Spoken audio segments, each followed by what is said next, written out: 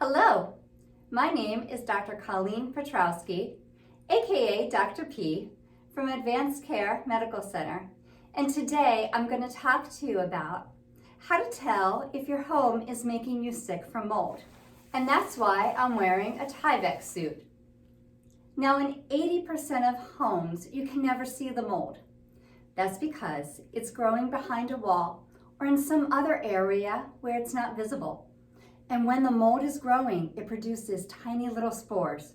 And those spores, they float through the air and they can come in contact with you and they can make you ill.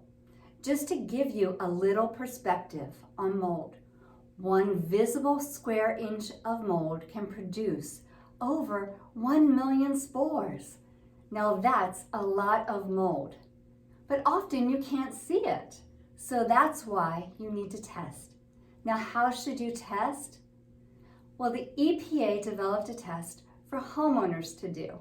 It's called an ERMI test, and it is the most accurate and most precise test that you can do. It does a DNA analysis of dust. It's the same type of DNA analysis that they use in crime labs. It's very accurate and very precise. And I'm going to show you right now how to do an ERMI test. You're going to need a dry, flat dusting Swiffer cloth.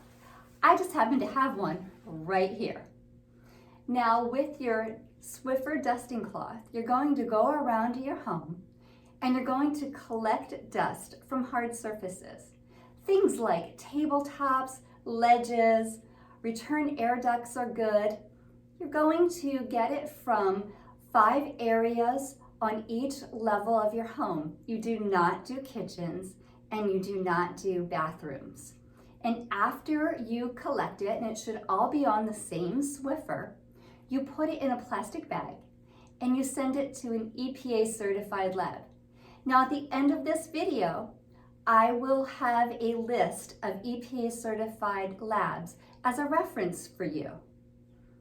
When you get your results back, it will look something like this. The column on the right will be your benign and friendly molds. The column on the left is going to be your toxic and pathological molds. An ERMI test differentiates between your benign and your friendly molds. When you are trying to find out if there is a problem with mold in your home, you do not want to do air sampling. And the reason why is air sampling will not tell you the difference between your benign and friendly molds or your toxic and pathological molds. It's only going to give you a general result. ERMI testing will differentiate between the two. Now, mold is a lot like bacteria. You know how with bacteria, we have our good flora in our gut, and then we also have bad bacteria like strep and salmonella. Mold is a lot like that. We have our good molds, like molds that decay the leaves outside, or molds that help us ferment foods. But then there are the bad molds, or the pathological or toxic ones. Those are the molds that will grow in buildings that have had water leaks or other types of water intrusion, or problems with moisture or high humidity. And those are the molds that will show up on the left-hand side of the ERMI test. Now, when you get your results back, if something shows up in the left-hand side of the column, you may need some help interpreting your results. Well, I can help you with that. I am highly trained and very knowledgeable in this subject matter.